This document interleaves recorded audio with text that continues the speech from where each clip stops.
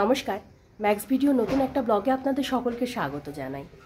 আজ পয়লা বৈশাখ, তাই আমার পক্ষ থেকে সকলকে বাংলার শুভ নববর্ষের অনেক অনেক প্রীতি, শুভেচ্ছা, অভিনন্দন জানিয়ে আমি আমার আজকের ব্লগটা শুরু করছি। আজ 14 এপ্রিল, রবিবার। এখন বাজে সকাল 11:15। আর গতকালকের মতন আজকেও তুলতুলের বাবা ওই 10:45 নাগাদ মিস্ত্রি দাদাদের নিয়ে ও বাড়িতে গেলেন।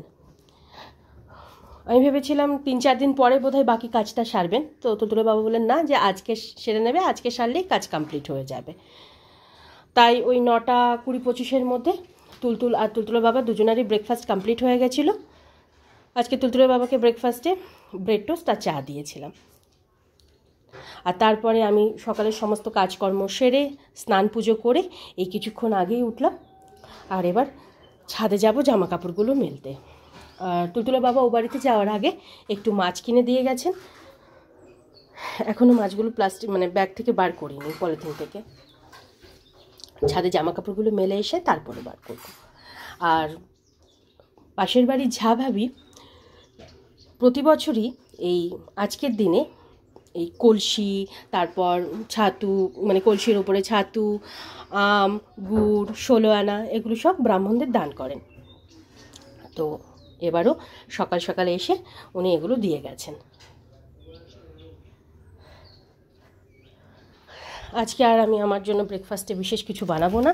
একটু কেক আছে, কেক দিয়ে ব্রেকফাস্টটা সেরে নেব। এখন যাই জামা কাপড়টা ঝট করে মেলে আসি।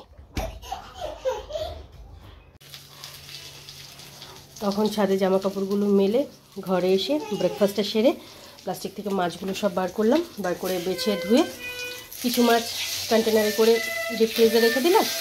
আর যে কটা মাছ আজকে করবো সেগুলো নুন হলুদ মাখিয়ে এখন ভেজে নিচ্ছি। তুলতুলের বাবা আজকে রুই মাছ এনেছে। আর মাছের তেল পটকা চচ্চড়ি করবো, তো সেগুলো সব কেটে রেখেছি। পেঁয়াজ, কাঁচা লঙ্কা, বেগুন, তুলতুলের জন্য সব রকম সবজি দিয়ে মাছের ঝোল হবে, তাই বিনস, আলু, বেগুন এগুলো কেটে রেখে নিয়েছি। বেগুন নয়, বিনস, আলু আর গাজর। এখানে মাছগুলো ভাজা হচ্ছে।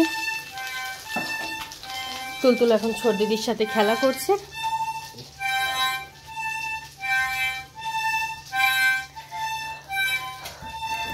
আর ওকে একটু গ্লুকোজের জল খাইয়ে দেবো। তখন তুলতুলকে গ্লুকোজের জলটুকু খাইয়ে তেল মালিশ করে দেওয়ার পর ও ছোট ভাইয়ের সাথে খেলা করছিল। আর এদিকে আমি মাছগুলো সব ভেজে নিয়েছি। তুলতুলের জন্য সব রকম সবজি দিয়ে মাছের ঝোলটা হয়ে গেছে। আর এখানে ভাতটা বসিয়ে দিয়েছি। আর এদিকে ফুলকপি আলু দিয়ে রুই মাছের ঝোল করব, তাই ফুলকপি আলু সব রকম মশলা দিয়ে একটু কষিয়ে নিচ্ছি। এবার তুলতুলকে স্নান করিয়ে দেবো। এখন বাজে 1:05। আর তখন তুলতুলকে স্নান ধান করিয়ে নতুন জামা কাপড় পরিয়ে রেডি করে দিয়েছিলাম। তারপর ও নিচে গেছিল বড় মা আর ছোট দিদিকে প্রণাম করতে। আর এদিকে আমার আলু ফুলকপি দিয়ে রুই মাছের ঝোল, ভাত এগুলো সব হয়ে গেছে। এখানে মাছের তেল কটা। এখন বাজে 2:50। আর 1:30টার মধ্যে তুলতুলের লাঞ্চ কমপ্লিট হয়ে গেছিলো। তারপর হাত মুখ ধুয়ে বেডে নিয়ে গিয়ে শুয়ে দিয়েছিলাম। তো 5-7 মিনিটের মধ্যে ও ঘুমিয়ে পড়েছে। তারপরে ধানিকে খেতে দিয়ে দিলাম। ধানিকে খেতে দিয়ে এদিকে আমার যে সমস্ত কাজকর্মগুলো বাকি ছিল সব সেরে নিয়েছি। নিয়ে এখন এই মুদিখানার ফটোটা লিখতে বসেছিলাম। আর তুলতুলের বাবা এই আধ ঘন্টা আগেই ও বাড়ি থেকে ফিরলেন।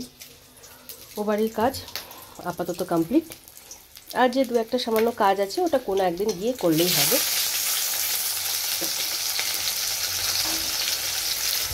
তুলতুলের বাবা এখন স্নানে গেলেন। আর এখানে মাছটা ভেজে নিচ্ছি। স্নান সেরে বেরোলে ওনাকে খেতে দিয়ে দেবো। আর ততক্ষণে আমার ফর্দটাও লেখা হয়ে যাবে। এখন বাজে 3:45। আর তখন আমি মাছটা ভেজে তুলতুলের বাবাকে খাবারটা বেড়ে দিয়ে আমি আমার জন্য খাবারটা বেড়ে নিয়েছিলাম। তারপর লাঞ্চ সেরে বাসন কুসনগুলো মেজে ধুয়ে আর 2-1টা কাজ ছিল সেগুলো সব সেরে এখন এই গ্যাস ওভেন আর সেলফটা একটু মুছে নিচ্ছি। তবে কড়াইটা এখনও মাজিনি, কড়াইটা ভাবছি পরেই মাজবো। এদিকে তুলতুলেরও ঘুম থেকে ওঠার সময় হয়ে গেল, হয়তো আর 5-7 মিনিটের মধ্যেই উঠে যাবে। আজকে আমাদের লাঞ্চ করতে বেশ দেরি হয়ে গেল। আর ওই মাসকাবাড়ি মুদিখানার ফর্দটা অর্ধেকটা লিখেছি, আর 2-1টা লেখা বাকি আছে, ওগুলো পরে লিখব। এখন একটুখানি শোবো, ঘুম তো হবে না, কারণ তুলতুল কিছুক্ষণের মধ্যে উঠে পড়বে। কাজটা সেরে তারপর গিয়ে শুতে হবে। গুড ইভিনিং, এখন বাজে 5টা 20। তখন এদিকে সমস্ত কাজকর্ম সেরে আমি বেডে যাওয়ার 10-15 মিনিট পরেই তুলতুল ঘুম থেকে উঠে গেছে। তবে আজকে বেশ কিছুক্ষণ আমরা বেডে বসেই খেলা করেছি। খেলা করে ওই 4:30-4:45 নাগাদ তুলতুলকে একটু ফল খাওয়ালাম, খাইয়ে তারপর বেড থেকে নামালাম। আর তুলতুলের বাবা গতকালকে একটা তরমুজ এনেছিল, সেই তরমুজটাই এখন কাটছি। কি হয়েছে ধানি? কি রানী? ধানি, ধান্তু, কি হয়েছে? হ্যাঁ হ্যাঁ হ্যাঁ, পি ফর, এটা কি বাবা? কি এটা? হ্যাঁ, মোর, গুড, পিকক। হ্যাঁ, আর ঠিক করে বসে বাবা, লেগে যাবে, ঘাড়ে লেগে যাবে মা। আর কিউ ফর কুইন। হ্যাঁ, দেখো তো। হ্যাঁ, এখন বাজে 9:10, আর তখন অর্ধেক তরমুজটা কেটে কিছুটা তুলতুলের বাবাকে দিলাম, আর কিছুটা আমি খেলাম। তারপরে তুলতুলকে একটু রেডি করে দিয়েছিলাম। তুলতুলের বাবা ওকে নিয়ে একটু ঘুরতে বেরোলো, আর সেই ফাঁকে আমি বিকালের সমস্ত কাজকর্ম সেরে ছাদ থেকে জামা কাপড়গুলো এনে ভাঁজ টাজ করে দেখলাম সন্ধে হয়ে গেছে। তারপর সন্ধে দিলাম, সন্ধে দিতেই ওরা ফিরে এসেছিল। তারপর তুলতুলকে দুধটুকু খাওয়ালাম, তুলতুলের বাবাকে চা করে দিলাম, আর তারপরে তুলতুলকে নিয়ে একটু পড়তে বসিয়েছিলাম। ওর স্কুলের অনেকগুলো হোমওয়ার্ক বাকি ছিল, কালকে তো একদমই বসা হয়নি। তারপর পরশু দিন মানে শুক্রবার দিনে তো একদম করতেই চাইলো না, সেই জন্য জোর করিনি, কিন্তু আজকে তো করতে হবে। প্রায় 2-3টে হোমওয়ার্ক ছিল, কিছু রাইমস ব্যাগেরা ছিল, তো ওগুলোই বসে বসে একটু পড়ানোর চেষ্টা করলাম। হোমওয়ার্কগুলো করলো, এই করতে 9:15 বেজে গেল। আর কিছুক্ষণ আগে আমি উঠলাম, উঠে ওর ব্যাগ ট্যাগগুলো গুছিয়ে রাখলাম, রেখে রাতে রান্নার দিকে আসলাম। রাতে রান্না বলতে তুলতুল আর ধানের জন্য রুটি করে নিয়েছি। তুলতুলের রুটিটা গরম জলে ভিজিয়ে রেখেছি, আর ধানিকে এবার খেতে দিয়ে দেবো। ধানের রুটিটা দই দিয়ে মেখে দেবো, ও খেয়ে নেবে। আর এদিকে আমি ওই চিয়া সিডস ভিজিয়ে রাখলাম, আর এখানে তুলতুলের জন্য ড্রাই ফ্রুটসগুলো ভেজাবো। আর তুলতুল এখন পিসুমণির সাথে খেলা করছে। এখন বাজে 12:15, আর তখন ধানিকে খেতে দিয়ে এ ঘরে বিছানাপত্র সব গুছিয়ে তুলতুলের খাবারটা রেডি করে ওকে ঘরে নিয়ে আসলাম। তার আগে পর্যন্ত তুলতুল পিসুমণির সাথে খেলা করছিল। আজকে প্রায় আধ ঘন্টা মতন ও পিসুমণির সাথে খেলা করেছে। যাই হোক, তারপর ঘরে নিয়ে আসার পর ওকে দুধ রুটিটুকু খাইয়ে ওর প্রতিদিনের যে সমস্ত কাজকর্ম থাকে সেগুলো সব সেরে মোটামুটি 10-10:15 মধ্যে বেডে নিয়ে গেছিলাম ঘুম পাড়ানোর জন্য। আর ওই 11:05 নাগাদ আজকেও ঘুমালো। তারপর মশারিটা টাঙিয়ে দিলাম। আর অন্যান্য দিনের তুলনায়, মানে 2-4 দিনের তুলনায় আজকে গরমটা একটু বেশিই পড়েছে। আর ওই 9:30-10:15 নাগাদ ও বাড়ি থেকে ফোন আসলো, মানে ও বাড়িতে যে রেন্টাররা থাকেন ওনারা ফোন করেছিলেন যে মোটরে কিছু প্রবলেম দেখা দিয়েছে, যার জন্য সেন্টেক্সে জল উঠছে না। তুলতুলের বাবা আবার ও বাড়িতে গেলেন, গিয়ে উনিও চেষ্টা করলেন, হলো না। মিস্ত্রিকে কল করা হলো, এত রাতে মিস্ত্রি কিছুতেই আসতে চাইছিল না। অনেক রিকোয়েস্ট করার পর উনি আসলেন, এসে ঠিকঠাক করে মানে সাময়িক চালিয়ে দিলেন মোটরটা।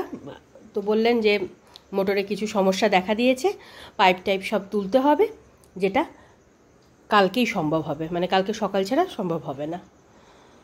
তো তুলতুলের বাবা আগামীকাল সকালে ওই মোটরের সমস্ত কাজকর্ম করিয়ে তারপর একবারে বাড়ি ফিরবে। এটা তো গেল ও বাড়ির সমস্যা, এবার দেখাই এ বাড়ির সমস্যা।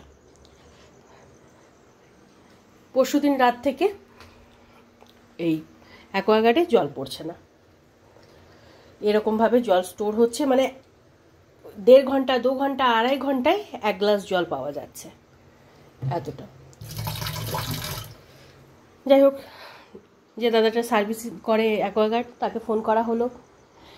কালকে ফোন করা হয়েছে, সারাটা দিনে উনি বললেন যে কালকে আসবে। কালকে সারা দিনে আসলো না, বললো যে আজকে আসবে 10টা 11টার সময়, মানে বেলা 10টা 11টার সময় আসবে। বেলা 10টা 11টা থেকে 2-3 বার ফোন করা হলো, বললো সন্ধেবেলা আসবে, মানে আজকে সারাদিনও আসলো না। এবার বলেছে আগামীকালকে আসবে। দেখা যাক। এই অ্যাকোয়াগার্ডের ফিল্টারটা চেঞ্জ করতে হবে। এর আগে উনি যখন সার্ভিসিং করতে এসেছিলেন উনি বলেছিলেন যে নেক্সট টাইম যদি এরকম জল না পড়ে তাহলে এই ফিল্টারটা চেঞ্জ করতে হবে। মানে একসাথে এতগুলো সমস্যা এসে হাজির হয়। আজকে সকালবেলা মানে দুপুরবেলাতেই ও বাড়ির সমস্ত পাইপ লাইনের কাজ টাজ করিয়ে তুলতুলে বাবা ফিরলেন। রাতের মধ্যে আবার সমস্যা শুরু, মানে নতুন বছর সমস্যা দিয়ে শুরু। আর তাও একটা সমস্যা নয়, এ বাড়ির সমস্যা ও বাড়ির সমস্যা, মানে দুটো বাড়িতে সমানে একভাবে। মাঝে মাঝে এত বিরক্ত লাগে না, কি বলবো। যাই হোক, কিছু তো করার নেই, সমস্যা যখন আছে সমাধানও করতে হবে। দেখা যাক। তবে সবচেয়ে বেশি বিরক্ত এখন লাগছে এই অ্যাকোয়াগার্ডে যে সার্ভিসিং করে ওই দাদার ওপর। এই 2-3 বার থেকে আমি দেখছি যখনই কথা দেয় কিছুতেই কথা রাখে না। প্রতিবার বলে এই আসবো, আধ ঘন্টা পরে আসবো, 1 ঘন্টা পরে আসবো, কিছুতেই সত্যি কথাটা বলে না যে ঠিক আছে আজকে আসতে পারছি না, কালকে এসে করে দেবো। সমানে ঘোরাতে থাকে, আর আমরা আশায় থাকি। আর জল এমন জিনিস যে উপায়ও নেই, সমানে ফোন করতে থাকি যে প্রবলেম হচ্ছে প্রবলেম হচ্ছে। যাই হোক, বলেছে তো কালকে সকালে আসবে, দেখা যাক। আর এবার আমি এদিকে সমস্ত কাজকর্ম সারি। এমনিতেই অনেক রাত হয়ে গেল, এগুলো সারতে সারতে আরও রাত হয়ে যাবে, যেটা আমার প্রতিদিনই হয়ে থাকে। তাই আজকের ব্লগটা আমি এই পর্যন্তই রাখছি। আজকের ব্লগটা আমি এখানেই শেষ করছি। আমার এই ব্লগটা যদি ভালো লেগে থাকে তাহলে আমার এই চ্যানেলটাকে সাবস্ক্রাইব করে দেওয়ার জন্য বিশেষভাবে অনুরোধ রইল, সাথে লাইক আর শেয়ার করে দেওয়ার জন্য অনুরোধ রইল। সবাই ভালো থাকবেন। Bye and good night.